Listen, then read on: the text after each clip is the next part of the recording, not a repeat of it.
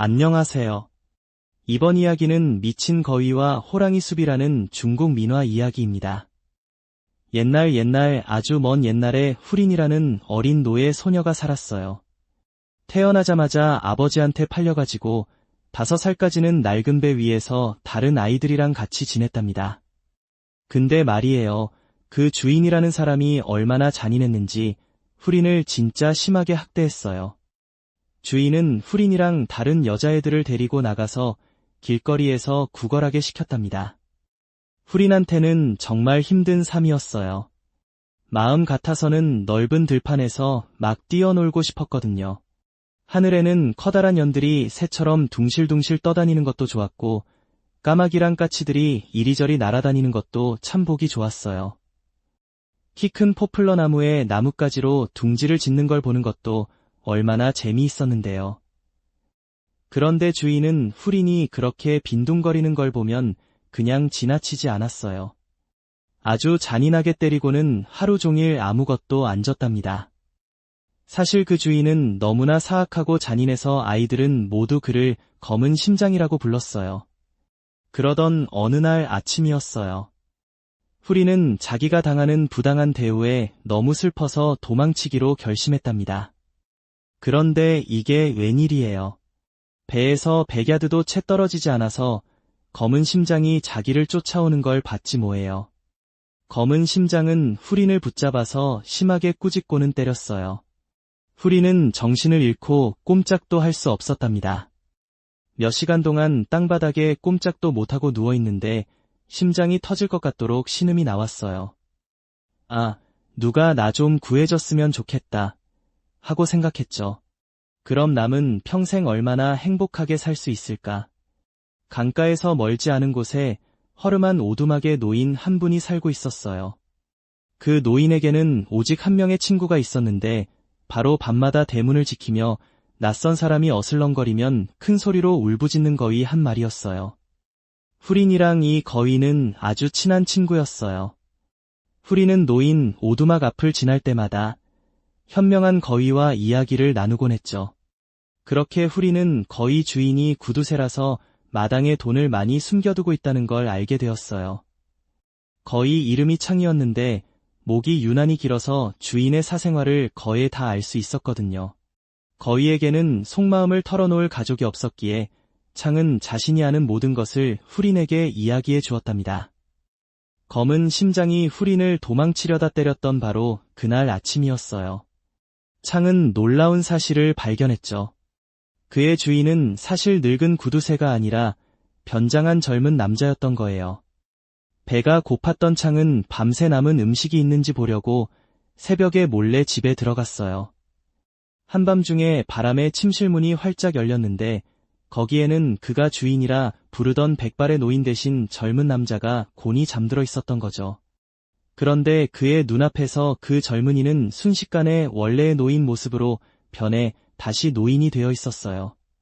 겁에 질린 거위는 흥분에 휩싸여 배고픈 것도 있고 마당으로 뛰쳐나가 수수께끼를 풀려고 애썼지만 생각하면 할수록 더 이상하게 느껴졌어요.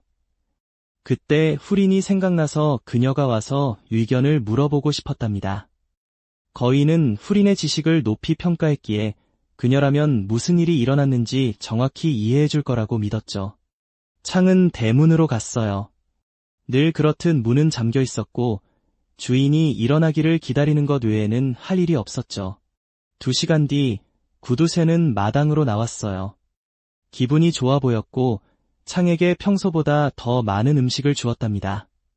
집 앞거리에서 아침 담배를 피운 후 그는 대문을 살짝 열어둔 채 집 주변을 한 바퀴 돌았어요. 이것이야말로 거위가 예상했던 것이었어요. 조용히 길로 들어선 그는 강 쪽으로 몸을 돌려 부두에 줄지어 정박한 하우스보트들을 바라보았답니다. 그 근처 모래사장에는 익숙한 형체가 누워 있었어요. 후린, 그가 가까이 다가오며 불렀어요. 일어나, 할 말이 있어. 난 안 자고 있어. 그녀는 눈물로 얼룩진 얼굴을 친구 쪽으로 돌리며 대답했어요. 왜, 무슨 일이야? 또 울었네. 늙은 블랙 하트한테 맞았어. 그는 배에서 낮잠을 자고 있어. 그가 듣지 못하게 해. 그가 거의 말을 알아들을 리는 없겠지만요. 창은 웃으며 대답했어요. 그래도 만일의 사태에 대비하는 게 좋으니 할 말은 속삭여 줄게요. 그는 지폐를 후린의 귀 가까이에 가져다 대고 최근에 발견한 것을 이야기한 후 그것이 무엇을 의미하는지 말해달라고 부탁하며 이야기를 끝맺었어요. 아이는 그의 놀라운 이야기를 듣고 자신의 불행을 잊었어요. 정말 구두쇠의 친구 중에 누군가가 그와 함께 밤을 지샌 건 아니었을까요? 아이가 진지하게 물었어요. 그래, 확실해. 걔는 친구가 없거든. 거위가 대답했어요. 게다가 내가 밤에 걔가 문 닫기 직전에 집에 있었는데 다른 사람 머리카락 한 올도 못 봤어. 그렇다면 그는 분명 변장한 요정일 거야. 후린이 현명하게 말했어요. 요정. 그게 뭐야? 창은 점점 더 흥분하며 물었어요. 이 늙은이 요정이 뭔지도 몰라? 후린은 크게 웃었어요. 이미 자신의 고민은 있고 방금 들은 이야기가 점점 더 재밌게 느껴졌거든요. 잘 들어봐. 그녀는 낮은 목소리로 아주 천천히 말했어요. 요정은 여기서 그녀는 목소리를 낮춰 속삭였답니다. 수컷거위는 암컷거위가 설명을 이어가는 동안 격렬하게 고개를 끄덕였고 설명을 마치자 잠시 동안 놀라움에 말을 잃었어요. 거위가 마침내 말했어요. 만약 내 주인님이 그런 분이라면 조용히 빠져나가서 나와 함께 가시죠. 당신 말대로 그분이 요정이라면 당신의 모든 고난을 구해주시고 나를 남은 생애 동안 행복하게 해주실 수 있을 겁니다. 그는 지폐를 그녀의 귀에 대고 후린에게 자신이 최근에 발견한 것을 이야기했다. 내가 감히 그럴 수 있을까? 그녀는 대답하며 열린 선창에서 깊은 코골이 소리가 들려오는 보트 쪽을 두려운 듯 둘러보았어요. 그래, 물론이지. 창이 달래듯 말했다. 그가 너를 그렇게 두들겨 패줬으니 내가 곧 다시 도망쳐도 그는 두려워하지 않을 거야. 그들은 서둘러 구두쇠의 집으로 향했어요. 후리는 선녀 앞에 언제 나서야 할지 고민하며 심장이 빠르게 뛰었답니다. 문은 아직 반쯤 열려 있었고 두 친구는 용감하게 안으로 들어갔어요. 이쪽으로 오세요. 창이 말했다. 아마 뒷마당 텃밭에서 땅을 파고 있을 거예요. 하지만 그들이 채소밭에 도착했을 때는 아무도 없었어요. 정말 이상하군. 거위가 속삭였어요. 이해가 안 돼. 저렇게 일찍 일에 실증 내는 걸 본 적이 없거든. 설마 쉬러 간 건 아니겠지. 친구의 안내를 받아 후리는 발끝으로 살금살금 집 안으로 들어갔어요. 구두쇠의 침실문은 활짝 열려 있었고 그들은 그 방은 물론이고 그 초라한 오두막의 다른 방 어디에도 아무도 없다는 것을 알았답니다. 자, 한번 가서 그가 어떤 침대에서 자는지 보자. 후리는 호기심에 가득 찬 목소리로 말했다. 나는 요정의 방에 가본 적이 없어. 분명 다른 사람들 방과는 다를 거야. 아니. 다른 침대들처럼 그냥 평범한 벽돌 침대야. 창은 문턱을 넘으며 대답했어요. 추운 날씨에 불을 피우는 건가? 후리는 몸을 굽혀 벽돌에 난 작은 불 구멍을 살펴보며 물었어요. 아, 네. 매일 밤 활활 타오르는 불을 피워놓죠. 다른 사람들이 불을 피우는 걸 멈춘 봄에도 벽돌 침대는 매일 밤 따뜻해요. 글쎄, 구두쇠치고는 좀 이상하지 않아? 소녀가 말했다. 불을 피우는 데 드는 비용이 사람 한 명을 먹여 살리는 데 드는 비용보다 더 많이 드는데 말이야. 맞아요. 그건 맞는 말이에요. 창은 깃털을 다듬으며 동의했어요. 그런 생각은 못했네요. 정말 이상해요. 후린, 넌 참 똑똑한 아이구나. 어디서 그렇게 많은 걸 배웠니? 그 순간 문이 쾅 닫히는 소리와 빗장이 걸리는 소리를 듣고 수컷거위는 얼굴이 창백해졌어요. 맙서사. 어떡하지? 후린이 물었어요. 그가 우리를 여기서 발견하면 뭐라고 할까? 모르겠어. 다른 한 명이 떨리는 목소리로 말했다. 하지만 내 사랑하는 친구야. 우린 분명히 들켰어. 그가 우리를 보지 않고는 도망칠 수 없을 거야. 네, 그리고 오늘 벌써 한 번이나 매를 맞았어요. 너무 심하게 맞아서 또 한 번은 못 버틸 것 같아요. 아이는 눈물을 흘리며 한숨을 쉬었어요. 괜찮아, 아가씨, 걱정하지 마. 바구니 뒤 어두운 구석에 숨자 거위가 말했고, 바로 그때 주인의 발소리가 현관문에서 들렸어요. 겁에 질린 두 사람은 곧 땅바닥에 웅크리고 숨으려고 애썼어요. 다행히 구두쇠는 침실로 들어가지 않았고, 곧 정원에서 열심히 일하는 소리가 들렸어요. 두 사람은 하루 종일 숨어 있다가 문 밖으로 나가는 것이 두려웠답니다. 만약 그분이 자기가 키우던 거위가 낯선 사람을 집에 데려왔다는 사실을 알게 되면 뭐라고 하실지 상상도 안 가네요. 라고 창이 말했다. 아마 우리가 그가 숨겨둔 돈을 훔치려는 줄 알겠지. 그녀는 웃으며 대답했어요. 후리는 비좁은 방에 익숙해지면서 두려움이 줄어들었기 때문이에요. 어쨌든 그녀는 생각했던 것만큼 그 구두쇠를 무서워하지 않았어요. 게다가 그녀는 생각했어요. 그가 늙은 흑신만큼 나쁘진 않을 거야. 그렇게 날이 저물고 어둠이 땅을 뒤덮었습니다.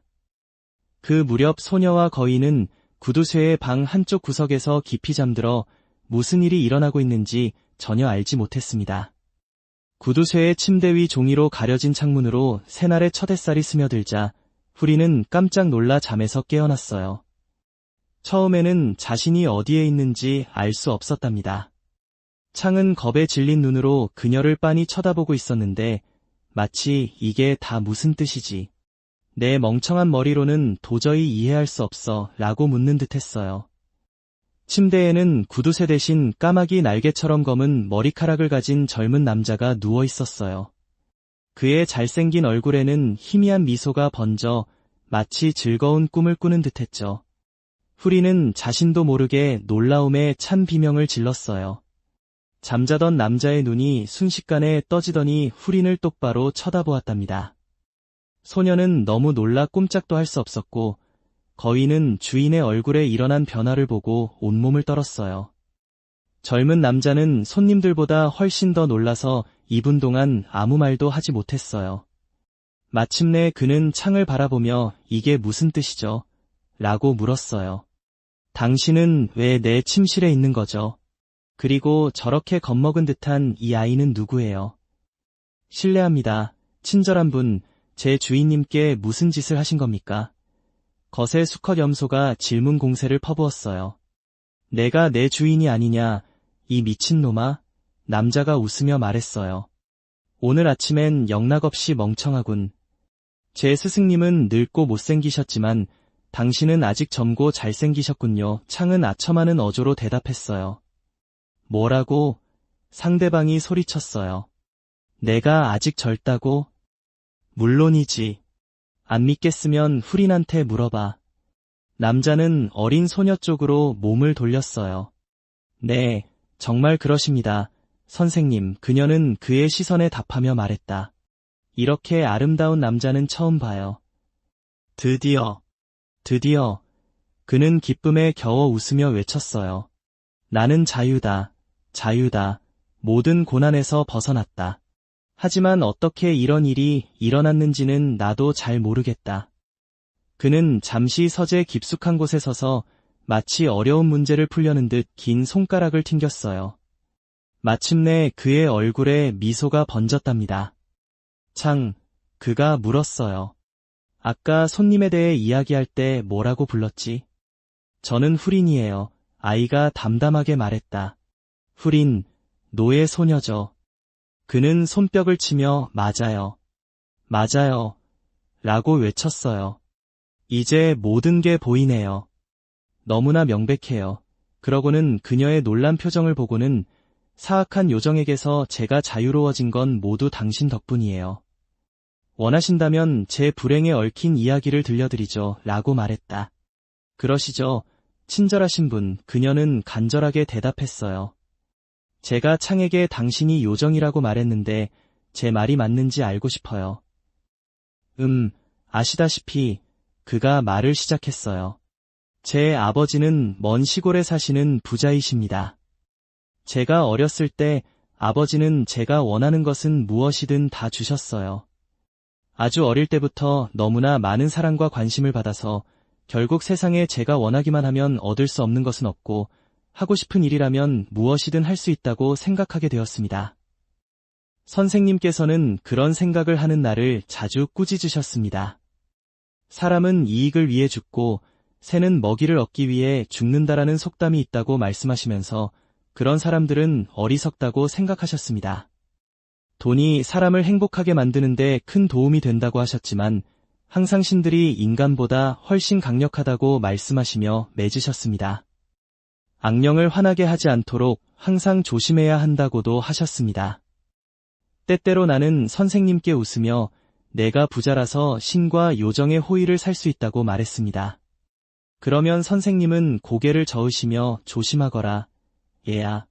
그런 경솔한 말을 하면 후회하게 될 것이다라고 말씀하셨습니다. 어느 날 그가 이런 식으로 길게 훈계를 늘어놓은 후 우리는 아버지 집 정원을 걷고 있었습니다. 저는 평소보다 더 대담해져서 남들이 지키는 규칙 따위는 신경 쓰지 않는다고 말했습니다. 아버지 집 마당에 있는 이 우물은 귀신이 다스리고 있어서 제가 그 우물을 뛰어넘으면 귀신이 노해서 저를 괴롭힐 거라고 하셨죠. 제가 말했습니다. 그래, 내가 바로 그렇게 말했고 다시 한번 말하지만 젊은이 허풍을 떨거나 법을 어기는 것을 조심해야 한다. 아버지 땅에 사는 귀신이 무슨 상관입니까? 저는 비웃으며 대답했습니다. 이 우물에 귀신이 있다고는 생각하지 않습니다. 만약 있다면 그건 아버지의 노예 중 하나일 뿐입니다.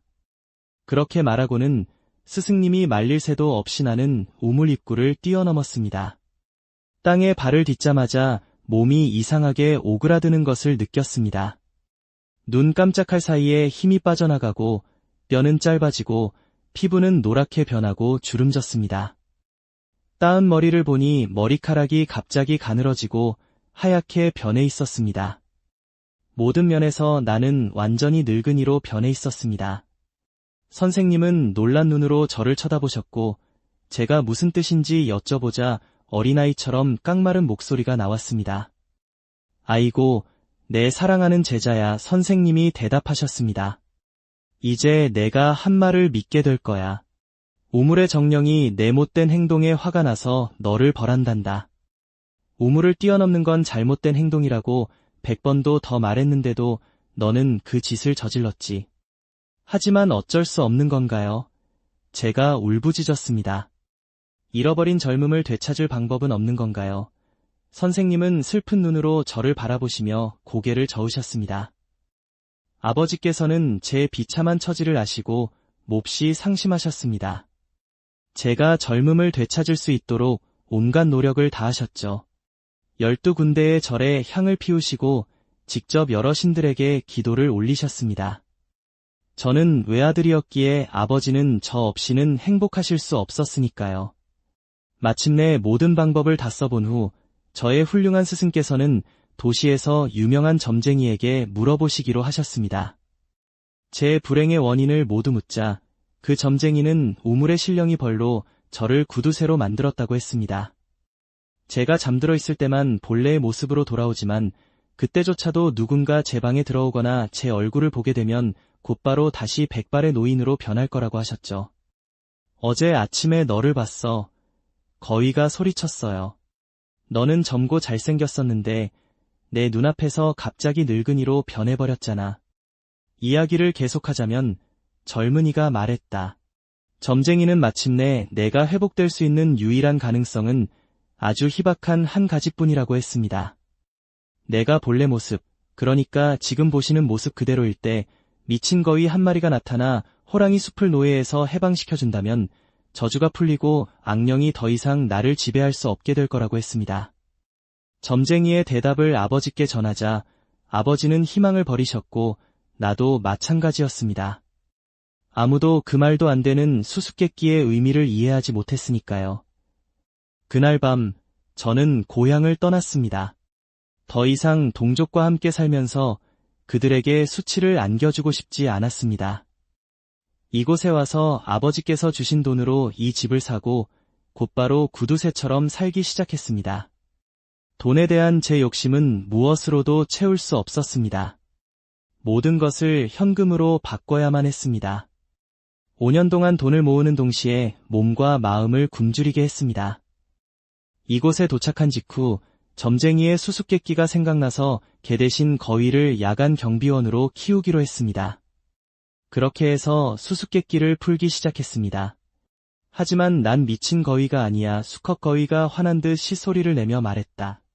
내가 아니었으면 넌 여전히 주름투성이 구두쇠였을 거야. 맞아요. 창씨, 정말 맞아요. 젊은이가 부드럽게 말했다. 당신은 미치지 않았어요. 그래서 제가 당신에게 미친이라는 뜻의 창이라는 이름을 지어주었고, 그렇게 당신을 미친 거위로 만들어버린 거죠. 아, 그렇구나. 후린과 창이 동시에 말했다. 정말 영리하군. 그러니까 아시다시피 저는 항상 뒷마당에서 치료의 일부를 받고 있었던 셈이죠. 하지만 아무리 애써 생각해봐도 제가 자는 동안 창이 호랑이 숲을 제 방으로 데려오게 할 방법은 도저히 떠오르지 않았어요. 너무 황당한 일 같아서 결국 그 방법을 알아내려는 시도를 포기했죠. 그런데 오늘 우연히 그 일이 정말로 일어났습니다. 그럼 내가 호랑이 숲인 건가? 후린이 웃으며 말했다. 그래, 내 사랑하는 아이야. 너는 정말 예쁜 작은 호랑이 숲이로구나. 는 호랑이를 뜻하고 은 나무숲을 뜻하는 좋은 중국어 단어지. 그리고 너는 내게 내가 노예 소녀였다고 말했었지. 그래서 이 너를 노예 생활에서 구해낸 거란다. 아, 정말 기뻐요. 후리는 자신의 가난을 잊고 말했다. 이제 더 이상 끔찍한 구두쇠로 살지 않아도 돼서 너무 기뻐요. 바로 그때 정문에서 큰 쿵소리가 났다.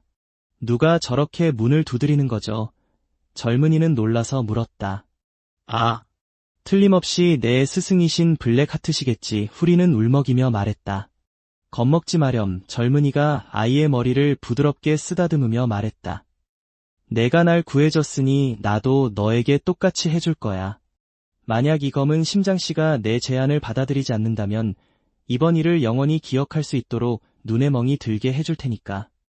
고마워하는 젊은이는 금세 후린의 자유를 사들였는데 특히 그가 제시한 금액이 그녀의 주인이 후린이 14살이나 15살이었을 때 기대했던 금액과 같았기 때문이었다. 후린은 거래 소식을 듣고 너무나 기뻐했습니다. 새 주인 앞에 엎드려 절하고는 무릎을 꿇고 바닥에 머리를 9번 댔습니다. 그리고는 일어서서 외쳤습니다. 아, 얼마나 행복한지. 이제 저는 영원히 당신의 것이 될 거예요. 그리고 착한 창 아저씨는 제 놀이 친구가 될 거예요. 그래, 정말이야. 그가 그녀에게 확신시켜 주었다. 내가 조금 더 크면 너를 내 아내로 맞이할 거야. 지금은 나와 함께 아버지 댁에 가서 내 어린 약혼녀가 될 거야. 그럼 저는 다시는 거리에서 빵 부스러기를 구걸할 필요가 없겠죠. 그녀는 놀라움이 가득한 눈으로 그에게 물었다. 아니, 절대 안 돼. 그는 웃으며 대답했다. 그리고 다시는 매 맞을 걱정은 안 해도 돼.